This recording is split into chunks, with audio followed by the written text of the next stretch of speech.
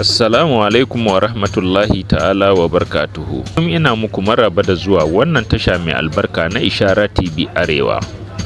Sai dai muna roƙonku da farko in wannan ne farkon shigowanku wannan channel mai albarka, don Allah ku danna mana subscribing kuma ku yi like na bidiyon nan, ku yi sharing zuwa ga 'yan uwa da abokan arziki. Za ku saurari nasiha tare da wa'azi mai muhimmanci game da dausayi aljanna a wurin Sheikh Umar Shehu Zaria.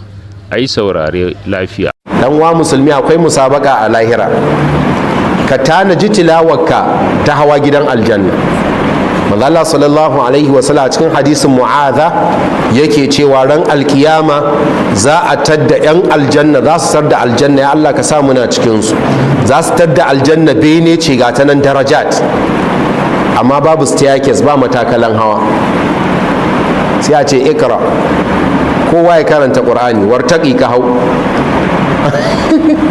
Matakalan hawan ayoyin alqur'ani. Fa inna akhiru manzilatik, gidanka na ƙarshe, matsayinka inda akhir ayatin taqra, ayarka ta ƙarshe gidanka na ƙarshe. To ka ko ga wannan musabaka ko ba danja dole a yi ta, ko ba ka bane?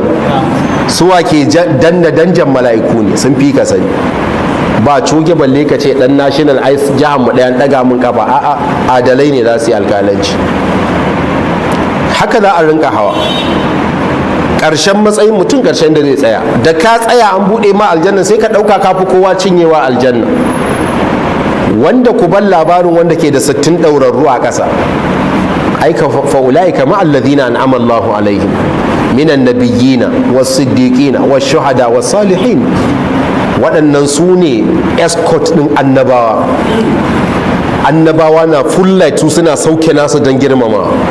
Haka za ka bi annabin Allah.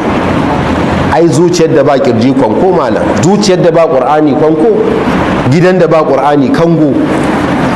Tun da kaga Allah ya zaɓi annabi sallallahu alaihi wasallam ya bashi ƙur'ani, to Allah bai so wani abu ya fi alƙur'ani ba. Allah bai so wani abu ya fi alƙur'ani ba.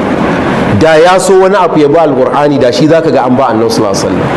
Ana sauke ƙur'ani aka ce ya shafe dukkan sauran ya shafe su. Haka annabi sallallahu alaihi wasallam ya faɗa.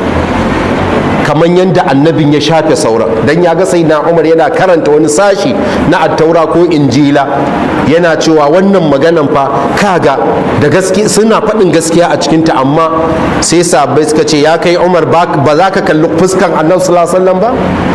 Ya ce ina juyowa na kalli annabi sallallahu alaihi wasallam sai na ga ya murtuke fuska. Sai ce da shi, ya Umar, law kana akhi Musa hayyan ma wasi'ahu illa ittiba'i. Inda a ce dan uwana annabi Musa yana raye na zo, wallahi ba abin da zai wadatar da shi ya samu rahamar Allah sai idan ya mun biyayya. Kun ga annabin ya shafe sauran annabawa, haka littafin shi ya shafe sauran littafin.